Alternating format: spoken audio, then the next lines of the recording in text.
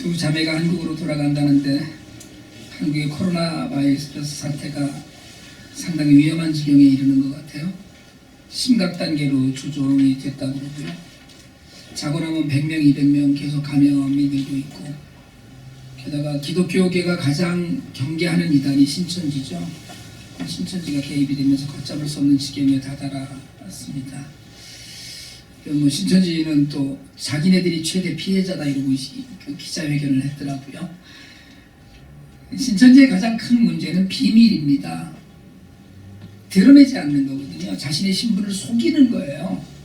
몰래 무언가를 도모합니다. 그래서 어느 큰 교회에, 어저께 신문에 났던데, 어느 큰 교회에 권사님이 신천지가 아니라 코로나 바이러스에 걸려서 그 역학조사를 하다가 보니까 이 양반이 신천지인 거예요. 장로님 부인 권사님이, 장로님 남편은 장로님이고, 그러니까 왜 교회를 다니겠어요? 신천지는 추수꾼 그 운동 때문에 교회를 다니거든요. 숨기는 거죠. 광주에서 바이러스로 확진된 사람은 끝까지 자신이 무직이다 그랬는데 나중에 알고 봤더니 신천지 전도사였다고 그러거든요. 당당하게 자신들의 신분을 밝히지 못합니다. 그 비밀이 많은 건 결코 건강하고 건전한 건 아니에요. 신천지 교인들이 많이 드러나고 있다고 하는데, 이 기회에 그냥 신천지에 속했던 사람들이 자신을 좀 드러내고 하나님을 바르게 알면 좋겠다는 생각도 좀 들고요. 세상에 신천지 해체하게 해달라는 청원이 하루 만에 20만 명을 넘어섰다고 그러더라고요. 어쨌든 신천지와 관계없이 한국의 이 바이러스 문제가 속히 해결되어서 건강은 회복되는 건 물론이고 사회와 경제가 좀 살아나야 되는데, 그 대구나 이런 데는 보니까 정말 아무도 다니는 사람들이 없더라고요. 길거리에. 정말 우리가 틈날 때마다 기도하시고, 대부분의 지금 종교기관들은 교회도 마찬가지고 모임을 다 중지하고 있습니다. 계속해서 예배로 모이는 교회도 예배 시간에 마스크를 착용하고 예배당 안에 들어갈 때는 손 세정제를 쓰고 이러고 있더라고요. 이런 적이 언제 있었나 싶은데, 하나님께서 속히 이 어려움을 끝내고 은혜를 베풀어 주시길 간절히 바라면서, 여러분 마지막 때가 가까워오고 있을 때마다 우리에게 하나님께서 원하시는 것은 더 열심히 기도하라는 것입니다. 그래서 누가복음 13장에서 그 예루살렘의 망대가 무너졌을 때 예수님이 그런 말씀하셨거든요. 이 사람들이 죄가 더 심해서 그 죽은 것으로 생각하지 말아라. 너희도 죄를 회개하지 않으면 이렇게 될 수 있다라고 말씀을 하셨는데, 우리가 좀 더 그런 경각심을 갖고 세상을 살 때 하나님 앞에서 바르게 섬기면서 사는 그런 계기가 좀 될 수 있기를 바랍니다. 예수님 당시에는 로마가 가장 크고 강한 나라였죠. 역사적으로 로마만큼 긴 시간을 가장 강력하고 넓은 영토 위에 군림한 나라가 없다고 그래요. 그러니까 정복한 민족이 식민지의 나라의 언어나 풍습이나 종교 같은 것을 그대로 용인하고 그건 인정하지만 세금을 걷고 군사적으로 강한 나라를 그렇게 이루어갔거든요. 팍스 로마나라는 말이 있죠. 한 2세기 정도에 걸쳐서 기원전 27년부터 기원후 180년쯤 되는 그 기간 동안에 로마가 평화를 이루었던 시기를 이야기합니다. 기간을 이야기하는 걸 팍스 로마나라고 그러거든요. 유리없는 태평성대를 누린 거예요. 물론 그 사이에도 정복 전쟁도 있었고 내부의 분열도 있었지만 그 외적의 침공 없이 평화로웠고 그때 굉장히 많은 산업의 발달을 이루었습니다. 그런데 평화잖아요. 너무 좋은 시절을 지낸 거예요. 200년 동안을. 근데 이 평화는 로마 제국 중심의 평화뿐입니다. 그러니까 우리가 흔히 아는 유대를 비롯한 모든 나라들, 지배 식민지 국가들은 사실은 폭력과 착취로 고통받는 그런 시기이기도 했죠. 그러니까 소수의 평화 그리고 다수의 불행, 이게 합쳐서 만든 것이 팍스 로마나의 시기입니다. 그러니까 로마는 폭력과 힘, 신화와 문화 이런 것들을 가지고 있었는데, 그러니까 그런 것들이 퍼져나가죠. 군인이 주둔하고 그 힘에 굴복하며 살았는데, 때로는 그 식민지 국민에게도 간혹 로마 시민권이 주어지는 특혜가 베풀어져서 많은 사람들이 로마 시민권을 가진 사람들을 부러워하고 또 그런 걸 가질 수 있기를 참 바라는 간절함 같은 것들도 있었습니다. 게다가 로마 황제가 신의 자리에 올랐거든요. 그래서 로마 황제를 수식하는 말 중에 하나님의 아들이라는 말이 있습니다. 그리고 화려한 문화가 뒷받침됐고요. 그래서 사실은 당시 사람들은 로마가 점령하는 곳마다 신전을 세우고 그 전쟁을 위해서 큰 길, 모든 길은 로마로 통한다고 그랬으니까 큰 길을 만들고 거기에 극장을 만들고 목욕탕 시설 같은 거를 세웠어요.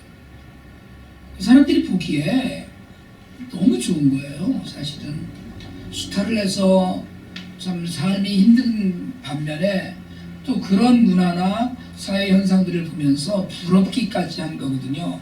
그러니까 당시에 이제 소국들, 부족 국가를 이루는 작은 나라들은 심지어 그 나라 백성들은 로마가 우리를 점령해 주기를 바라는 나라들도 많이 있었다고 그래요. 왜냐하면 뭐 몇만 명 모이는 나라에 왕이 하나씩 다 있는데 근데 그 왕이 착취하고 이러니까 차라리 로마가 왕에게 수탈당하느니 로마가 낫다 이런 생각들을 가졌다는 것이죠. 그렇게 거대하고 많은 이들에게 영향을 미치고 문화나 그 종교나 또는 사회적으로도 굉장히 발달한 나라인 로마가 그 전 세계를 지배하던 시기에 예수님이 오셨어요. 그리고 예수님이 오셔서 아무 소리 안 하신 게 아니라 하나님 나라를 말씀하셨어요. 예수님이 공생애를 시작하시고 첫 번째 하신 말씀이 마가복음 1장 15절이거든요. 때가 왔다. 하나님의 나라가 가까이 왔다. 회개하라. 이게 예수님 첫 번째 말씀이에요. 그러니까 예수님이 선포하신 하나님 나라는 로마로 대표되는 세상 나라와 전혀 다른 나라였습니다. 힘과 부로 순위가 매겨지는 나라가 아니라 비폭력, 사랑, 섬김, 나눔, 돌봄, 배려 이런 단어들로 그 표현되는 세상이 주는 편안이 아니라 세상이 주는 행복이 아니라 내 내면에서부터 채워져 가는 그런 행복을 누리는 나라를 주님이 말씀하셨어요. 여러분 사실은 당시에 예수님이 계시던 당시에 사람들의 소원은 오늘날 사람들의 소원과 전혀 다르지 않습니다. 일단은 1차적으로 돈이에요. 기생충 다 보셨어요? 기생충 안 보신 분 손 들어보실래요? 그러니까 이런 문화생활을 이렇게 못하는 백성들이 있다는 것 자체가 회개하겠습니다. 다 내 탓입니다. 혹시 제가 내일 새벽에 가니까 오늘 우리 집에 오시면 제가 그 카피 하나씩 해서 드리든가 어떻게 해야지 이걸 봐야 되잖아요.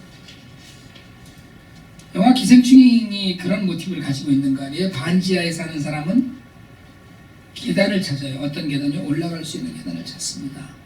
박사장 집 같은 곳에 이룰 수 있는 계단을 찾아요. 그게 모든 인간들의 욕망이에요. 모든 인간들이 기본적으로 갖추고자 하는 생각이고요. 당시 사람들도 부자가 되고 싶어 했어요. 뭐 어쩌면 오늘날보다 더 했겠죠. 먹고 사는 문제들이 너무나 절박했던 시절이니까 그러니까 부자가 되고 싶어 했어요. 그리고 많은 돈을 늘 유지하고 불리면서 살기를 원했어요. 그러니까 예수님을 찾아왔던 젊은 부자 간호는 다 잘 율법을 지키며 살았는데 예수님이 한마디 하시잖아요. 네가 가진 모든 재산을 팔아서 가난한 자들을 나눠주고 너는 나를 따르라 그랬더니 근심하고 돌아가서 다시는 돌아오지 않았어요. 반면에 성경에는 삭개오의 이야기도 있어요. 세상 사람들에게 손가락질 받던 세리장이었는데 예수님을 만나고 변화되더니 자신의 재산을 팔아서 가난한 이웃들을 돕기로 해요. 예수님이 말씀하신 하나님 나라는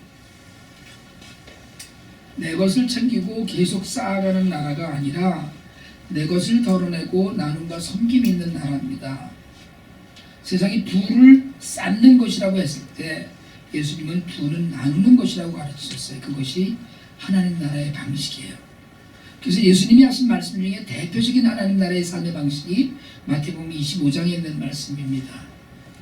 줄일 때 먹이고 남들이에요.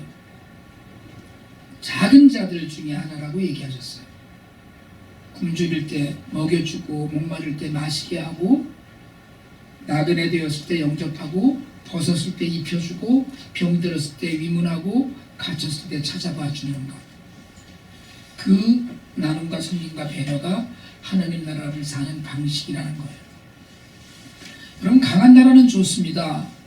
미국은 아직 세계 최강이거든요. 군사적으로도 최강이고 경제적으로는 말할 수 없습니다. 미국이 한번 경제 제재를 하면 나라 하나는 금방 망해요. 달러와 미국 은행 시스템을 통하지 않고는 세계는 한 발자국도 전진할 수 없습니다. 아직까지는 그렇다는 거예요. 근데 여러분, 인류 역사상 가장 컸다는 로마 제국도 망했어요. 십자가에서 처참히 돌아가셔서 끝난 줄 알았어요. 사탄은 이게 다 끝이 난 줄 알았습니다. 이긴 줄 알았죠. 그런데 하나님 나라의 주인은 살아나셔서 2000년을 넘게 세상에 하나님 나라를 세워가고 있어요. 하나님 나라의 방식이 아니면 영원할 수 없습니다. 미국이 아무리 트럼프 대통령이 아무리 그렇게 멋대로 할 수 있다고 생각을 해도 이 땅의 나라는 영원하지 않아요. 하나님의 방식대로 사는 나라가 망하지 않습니다.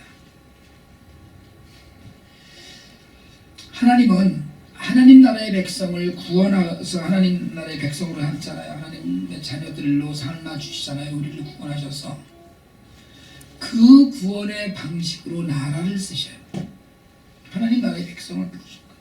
그러니까 하나님 백성을 구원한다는 것은 곧 하나님 나라가 이 세상에 온다는 걸 이야기하는 겁니다. 내가 하나님 나라 구원을 받았다고 이야기하는 것은 하나님 나라가 내게 왔다는 걸 이야기하는 거예요. 그러니까 아버지의 이름이 거룩히 여김을 받으시며, 아버지의 이름이 거룩히 여김을 받으시는 것은 하나님이 거룩히 여김을 받게끔 일하시는 것인데 그것을 구원이라고 했어요. 우리를 위해서 일하시는 거거든요. 그런데 그 구원이 이루어지는 곳이 하나님 나라예요. 하나님 나라는 왕국이거든요. 킹덤입니다. 그러니까 하나님 나라는 다른 말로 얘기하면 하나님 나라 이퀄 하나님 통치예요. 하나님이 왕이신 거거든요. 그래서 우리를 다스리고 우리를 통치하셔요. 방향을 보이시고 우리가 지켜야 될 일들을 가르치셔요. 그 통치의 수단이 말씀과 성령입니다. 하이델베르크 요리문답은 이 두 번째 간구인 하나님 그 나라가 이 땅에 오게 하여 달라는 말씀을 이렇게 해석합니다. 주님의 말씀과 성령으로 우리를 통치하시사 우리가 점점 더 주님께 순종하게 하옵소서. 하나님 나라는 말씀과 성령으로 통치받는 나라예요. 그 나라의 백성에게 요구되는 것은 오직 하나예요. 순종이에요. 사람들은 사실은 본성적으로 하나님의 통치를 받기를 싫어합니다. 그냥 내가 하면 되는데 그렇게 생각해요. 그러니까 그 나라를 오게 하여 주시며라고 기도는 하는데 속마음은 그런 거거든요. 우리가 주님께 순종하게 하여 주시옵소서. 이게 그 말씀과 같은 이야기인데 그 나라를 오게 해달라서 오는 건 오는 거고 우리는 다른 거예요. 그냥 나는 내 방식대로 살겠다. 내 뜻대로 살겠다는 거예요. 그 나라의 백성이라고 이야기는 하는데 말씀과 성령의 통치를 받아서 거기에 순종하는 게 아니고 기도는 해요.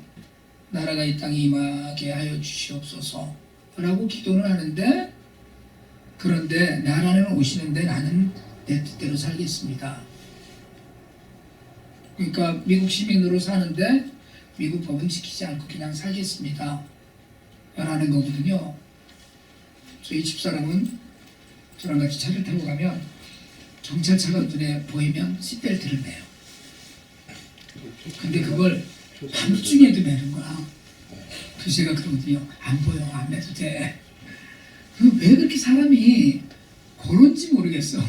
그냥 평상시에 처음부터 매면 되잖아요. 근데 그냥 지 가다가 운전을 하고 가다가 경찰차가 저기 보이면 얼른 매는 거예요. 아니면 지나오고 나서 매는 거야. 어이, 경찰차 옆에 있었네? 그러고서 매는 거예요, 시트벨트를. 그런데 밤중에는 왜 안 보이는데? 내가 그러고 어떻게 안 보여? 밤에는 안 보여.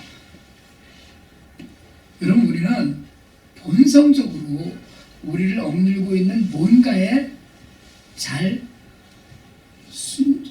순종하지 않고 좀 이렇게 벗어나 보려는 그런 본성을 갖고 있는데, 하나님 나라의 백성도 그렇다는 거예요.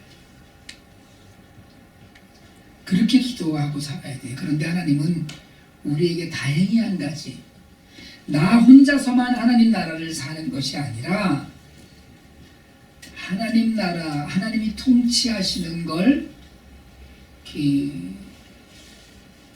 돕는 기관을 하나 세우셨어요.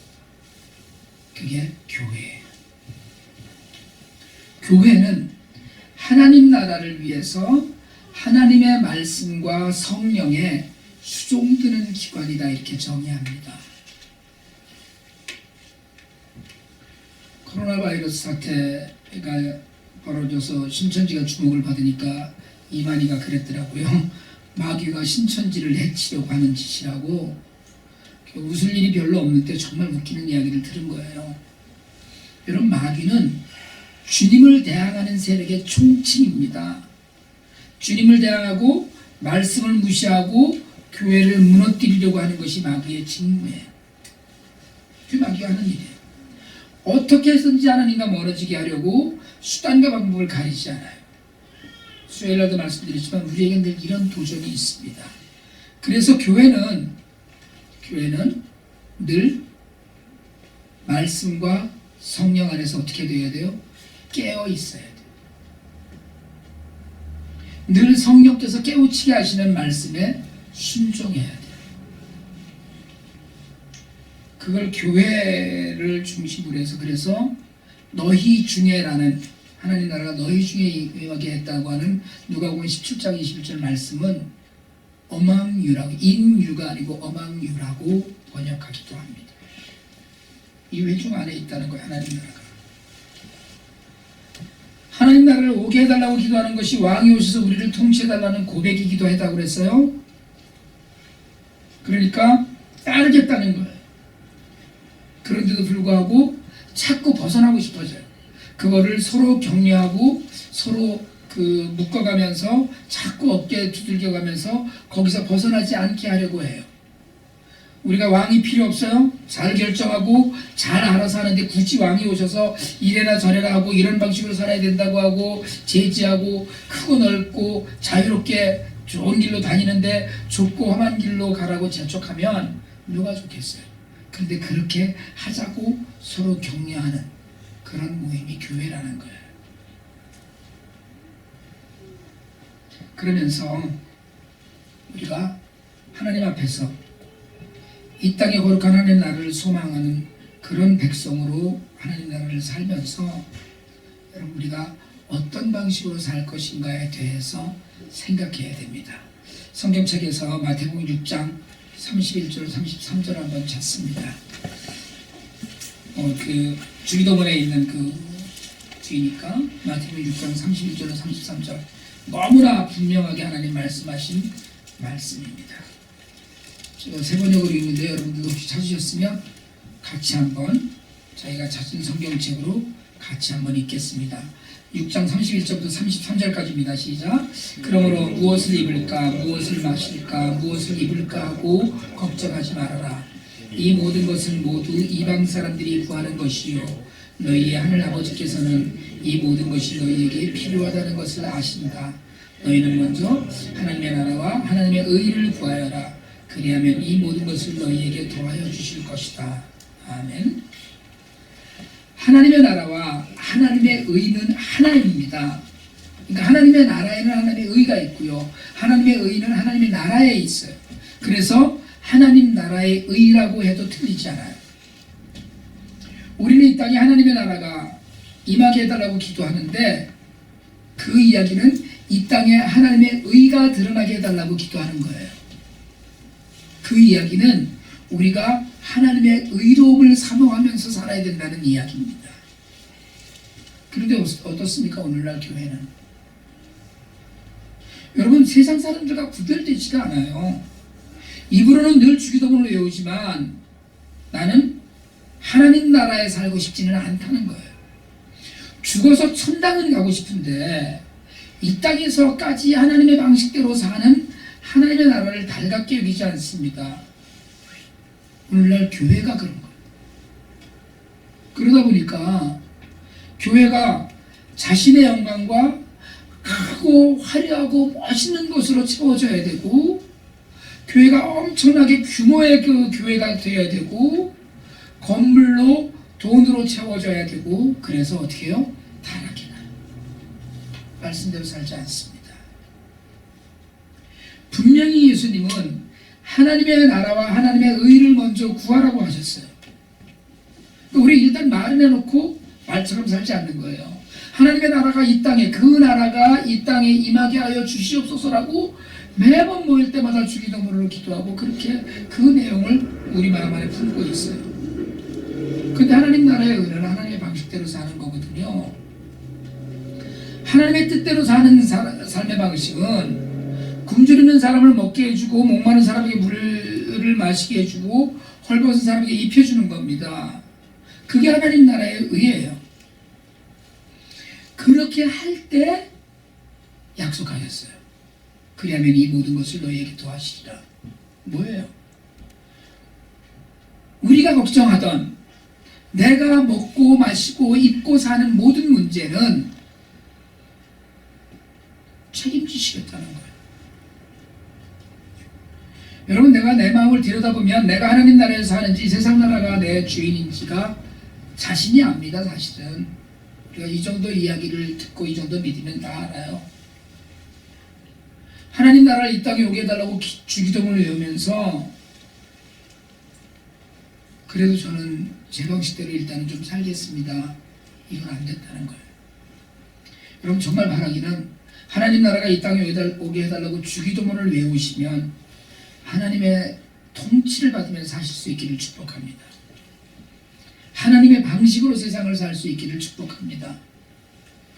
기꺼이 자신의 삶을 내어주고 다른 이들의 삶을 회복시키는 도구가 되고, 내 안에 계신 성령님의 은혜와 기쁨으로 세상의 가치가 아니라 하나님 나라의 가치를 찾고 그걸 따르는 우리가 되길 원합니다. 하늘에 계신 우리 아버지여, 이름이 거룩히 여김 받으시오며 나라가 임하시오며 뜻이 하늘에 이곳 같이 땅에서 이루어지이다 라고 기도할 때마다 진짜 하나님의 나라가 우리 안에 임하여서 그 나라의 백성된 기쁨 또한 온전히 누리는 그런 소망이 우리에게 있어요. 여러분, 바라면 매일 주기도문으로 기도하시길 바랍니다. 하루에 한 번 이상은 주기도문으로 기도하세요. 아이들에게도 열심히 가르치세요. 그리고 그 나라가 이 땅에 오게 해달라는, 나라가 임하시오며라는 그 부분을 외울 때마다 나는 하나님의 통치를 받고 하나님의 방식으로 세상을 살겠습니다라는 고백이 가득하기를 축복합니다. 여러분, 오늘부터 주기도문을 외울 때마다, 생각할 때마다 그 나라의 통치를 기꺼이 받겠습니다라는 결단이 새로워지길 바랍니다. 그래서 하나님의 나라와 하나님의 의를 먼저 구하는 자에게 풍성하게 하시는 하나님의 약속이 우리 모두에게 이루어지기를 주님의 이름으로 축원합니다.